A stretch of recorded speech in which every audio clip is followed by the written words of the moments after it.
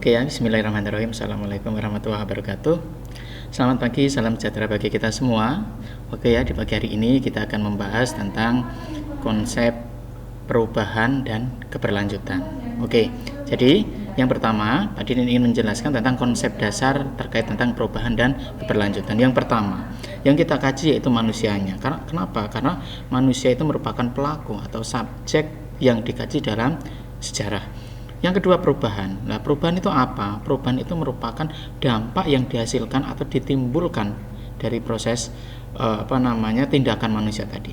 Selanjutnya, keberlanjutan. Kalau keberlanjutan itu merupakan prosesnya ya, caranya.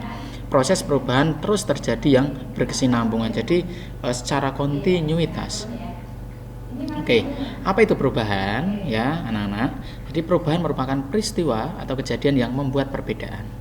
Selanjutnya, perubahan dapat terjadi secara cepat maupun lambat. Jadi, perubahan itu bisa itu cepat, bisa itu lambat. Jadi, kaitannya ada revolusi, ada evolusi. Kalau revolusi itu merupakan perubahan secara cepat, sedangkan evolusi itu merupakan perubahan secara lambat. Biasanya kalau evolusi, misalnya evolusi dari manusia prasejarah atau praaksara dari Meganthropus ke Pithecanthropus itu kan membutuhkan waktu yang berpuluh-puluh tahun, bahkan jutaan tahun seperti itu.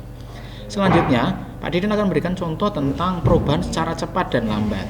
Yang pertama, ya, perubahan terjadi secara cepat itu ketika Hiroshima dan Nagasaki itu dikenai bom atom oleh Amerika Serikat pada tanggal 6 dan 9 Agustus. Sehingga kejadian tersebut itu membuat Jepang menyerah tanpa syarat. Jadi seketika itu Jepang sudah kewalahan karena dijatuhi bom atom di Hiroshima dan Nagasaki. Selanjutnya, perubahan terjadi secara lambat, yaitu terjadi pada penerapan politik etis di Hindia Belanda yang mendorong kebangkitan nasional pada awal abad ke-20. Nah, kalau yang di sini artinya apa? Jadi dampak yang dihasilkan dari politik etis, yaitu dalam bidang edukasi, itu membuat kebangkitan nasional, terutama tokoh-tokoh muda Indonesia itu mendapatkan pendidikan dari Barat, dan itu dampaknya itu sangat lambat sekali. Ya, sebagai contoh ini. Jadi kondisi awal Jepang sebelum jatuhi bom atom Hiroshima Nagasaki. Jadi pasca dijatuhi bom Hiroshima Nagasaki, Jepang menyerah tanpa syarat kepada sekutu, pada Amerika Serikat. Ya, sedangkan perubahan. Nah, kalau perubahan ini, kondisi sosial, ekonomi, budaya masyarakat Indonesia sebelum kemerdekaan itu mereka kerja paksa, rodi maupun romusha. Setelah itu dilaksanakan proklamasi kemerdekaan dan menghasilkan perubahan, ya, sehingga terjadi terbentuk negara seperti saat ini. Selanjutnya juga, ini kondisi masyarakat Indonesia sebelum mendapat pendidikan politik etis, mereka hanya sebagai bahan eksploitasi kolonial Belanda. Selanjutnya mereka mendapat pendidikan. Nah, dengan mendapatkan pendidikan tadi, politik etis, mereka menjadi seorang cendekiawan, ya, terus berpendidikan, akhirnya akal rasionya dia berkembang dan bisa memilah-milah mana itu yang baik dan mana itu yang salah. Oke, lah perubahan itu bisa diakibatkan oleh faktor intern dan faktor ekstern. Yang pertama, kalau faktor intern itu karena ada perubahan penduduk, ya, terus ada penemuan di masyarakat, terus ada konflik dalam masyarakat dan pemberontakan. Sedangkan kalau faktor dari luar, itu ada faktor alam, contoh bencana, ya, bencana alam, ada faktor peperangan, ada pengaruh kebudayaan masyarakat lain.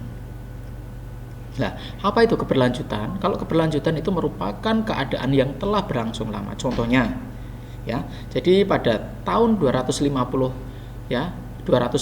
tahun pada masa Wangsa Sailendra itu berkuasa di Jawa, ya, selama 250 tahun, terutama pada abad ke-67, ya. Selanjutnya dari Wangsa Sailendra itu nanti melahirkan kerajaan-kerajaan Hindu-Buddha. Jadi nanti pada dinasti Girindrawardana, Empu Sendok di Jawa Timur, nanti melahirkan kerajaan Kahuripan Erlangga, terus nanti melahirkan kerajaan Kediri, melahirkan kerajaan Singosari, dan melahirkan kerajaan Majapahit. Itu artinya proses keberlanjutan. Nah, ini contoh kondisi Indonesia pasca merdeka, ya. Soekarno sedang orasi, terus selama 72 tahun ini sudah ada demokrasi pada masa Jokowi. Nah, ini juga penjajahan Belanda kurang lebih 3,5 abad. Terus ini penjajahan Jepang keberlanjutan. Ya. Terus, perubahan dan keberlanjutan itu dapat kita ketahui teman-teman dengan membandingkan dua peristiwa atau lebih pada masa lalu. Jadi, peristiwa sebelumnya dan peristiwa saat ini. Itu kaitannya untuk mengetahui perubahan itu. Sebagai contoh, jadi pada masa Praaksara dan masa Hindu-Buddha. Nah, keberlanjutan dalam masa Praaksara apa? Yaitu ketika perkembangan pada masa Praaksara itu stabil hingga dilakukan pada abad sekarang, ya. Sedangkan perubahan itu terjadi saat ditemukan tulisan dan perubahan menjadi masa Hindu-Buddha. Jadi keberlanjutan terus menerus, ya, kayak gitu. Nah, konsep perubahan dan keberlanjutan itu sendiri, ini Pak Didin buat seperti apa grafik. Kalau keberlanjutan itu lurus, sedangkan perubahan itu fluktuatif, naik turun, ya, secara zigzag atau fluktuatif bahasanya Pak Didin. Oke ya. Oke, jadi kali ini Pak Didin akan memberikan tugas. Jadi teman-teman silahkan berikan contoh, tulis contoh dalam buku catatan kalian tentang peristiwa perubahan dan keberlanjutan dalam sejarah. Terserah apapun, sejarah kalian boleh, sejarah nasional boleh, tetapi selain sejarah yang tadi Pak Didin contohkan, ya, boleh cari yang lain. Jadi tugasnya membuat contoh peristiwa kaitannya perubahan dan keberlanjutan dalam sejarah. Itu dari Pak Didin ya.